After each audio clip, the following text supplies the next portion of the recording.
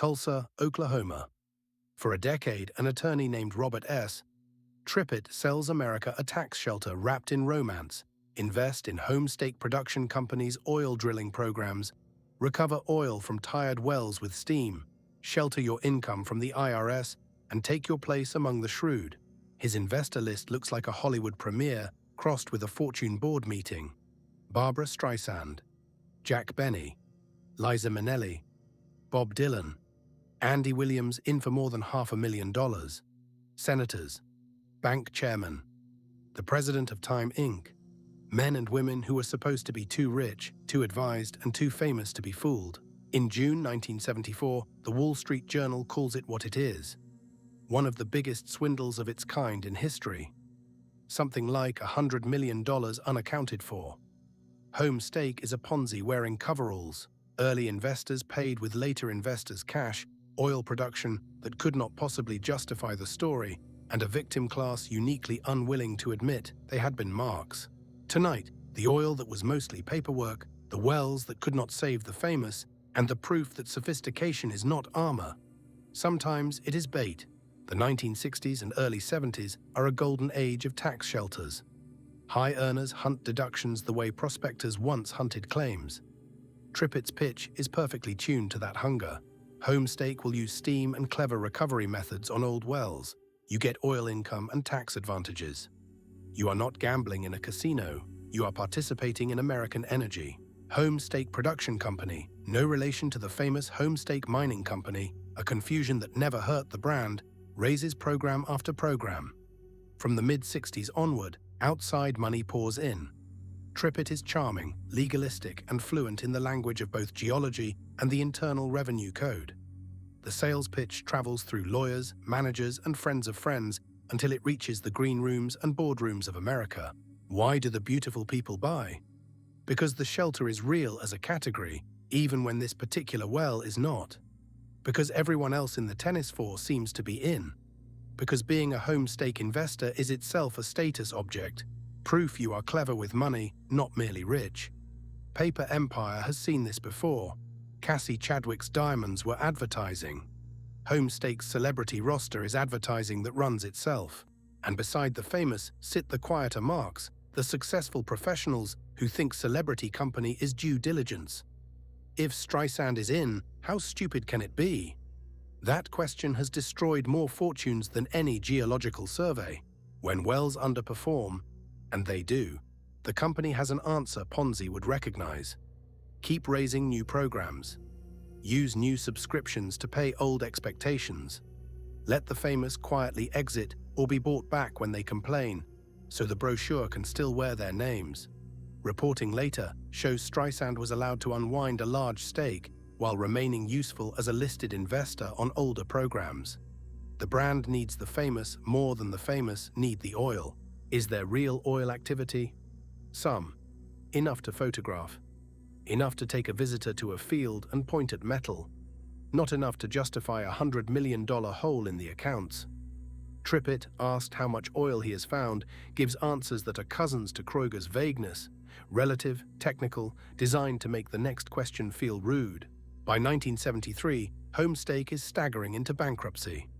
The SEC's story spreads, thousands of investors, a nationwide siphon of tax shelter cash into a Tulsa mirage.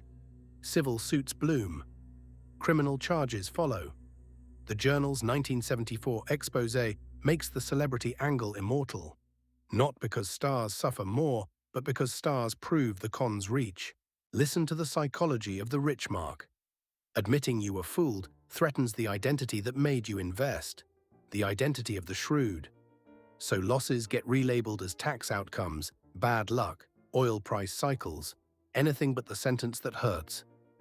I believed a story because I wanted the deduction and the status. If you have watched this series from the beginning, you can already name the ingredients without me. A source of trust that outruns scrutiny. A story too good to interrogate. A victim standing at a side door. A clock hidden or denied. Home Stake simply dressed the machine in coveralls and invited Hollywood to the wellhead. In December 1974, officers and associates are charged with conspiracy, mail fraud, stock fraud. In 1976, Trippet and top officials plead no contest. The punishment becomes part of the scandal's bitter punchline. Trippet spends a single night in jail, draws probation, pays a fine measured in the tens of thousands against a fraud measured in 9 figures. Sit with that ratio. Estes went to federal prison for years over phantom fertilizer. Trippet fleeces a who's who and sleeps one night on a cot. The paper empire ledger is not a court. But the pattern is loud.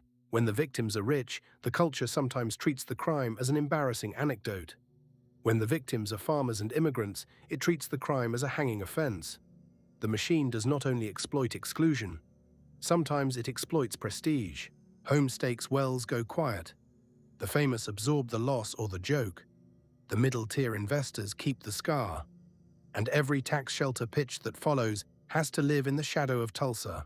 Oklahoma has always understood oil as a religion of sudden fortune. Home Stake borrowed that religion and sold it to people who lived nowhere near a derrick. The distance was the point. A celebrity in Beverly Hills cannot kick the well casing. A senator cannot smell whether the steam project is real. Distance plus status plus a tax code, 3 locks, and Trippet held a key that looked legal. Some investors even donated their ruined stakes to charity for a final tax flourish. A last attempt to make the story feel prudent. That is how deep the need for the shrewd identity runs. Even the funeral of the investment had to look smart. The playbook. What home stake adds to the manual? Rule 1. Sell a deduction first and a well second. Greed for return is strong. Greed for a legal escape is stronger. Rule 2. A celebrity investor is a billboard. Keep the billboard even if you have to refund the celebrity.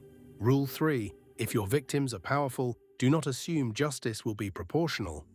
Assume the story will become comedy.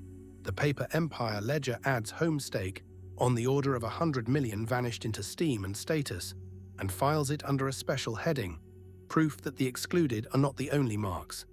The included can be harvested too, because money was never paper.